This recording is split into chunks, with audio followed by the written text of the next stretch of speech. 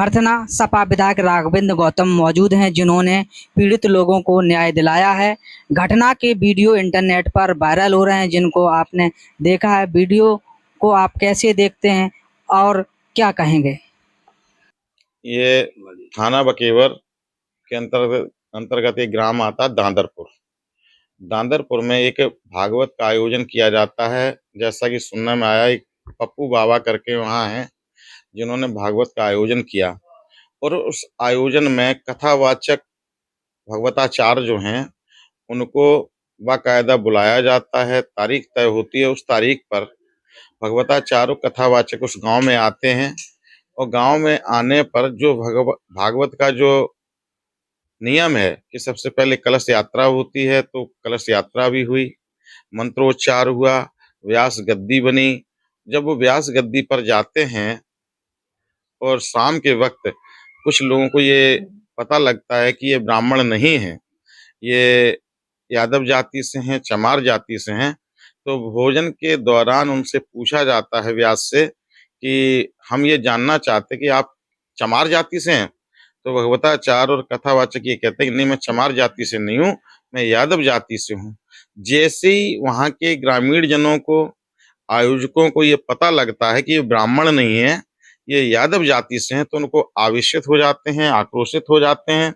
आक्रोशित होने के उपरांत उन भगवताचार्यों को, जिसमें संत सिंह यादव, मुक्तामणि, ये दो आचार्य और सह आचार्य के रूप में थे, इनकी दोनों की चोटियां काटी जाती हैं, इनके अपमानित किया जाता है, और जो महिला परीक्षित बनी है उनके पांव पर नाक रगड़वाई जाती है, और लात, जूते, घूंसे, थप्पड़ से कई बार इनको अपमानित करते हैं। पूरी रात इनको बंधक बना के रखते हैं, और इनसे गांव से मंगा करके आर्थिक दंड के रूप में 25,000 रुपया भी लेते हैं।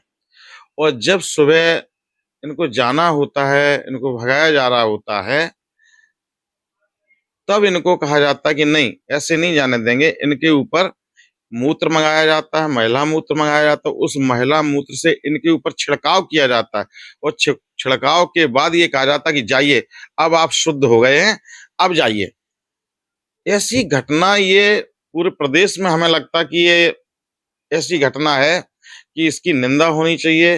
ये बहुत ही घृणित और निंदनीय कार्य है, क्योंकि भारत का जो संविधान है सबको बराबरी का दर्जा देता है, अपनी पूजा करने का तरीका देता है, सब कुछ, किसी के लिए कोई मनाही नहीं है। लेकिन ऐसी घटना से जो एक घटना दिखाई पड़ी, इनका आचरण दिखाई पड़ता है कि आज भी देश के अंदर जातिवाद कितना महत्वपूर्ण एक स्थान रखना, जाति के नाम पर लोगों के साथ इस तरीके के अमानवीय व्यवहार हुए, जो कि बहुत ही घृणित हैं। जो भागवत है वो कहीं ना कहीं जो बिना परमिशन के कराई जा रही थी, जो कि एक ही किताबों से पढ़कर जो आचार बनते हैं, उसके बाद भी यह घटना घटित है।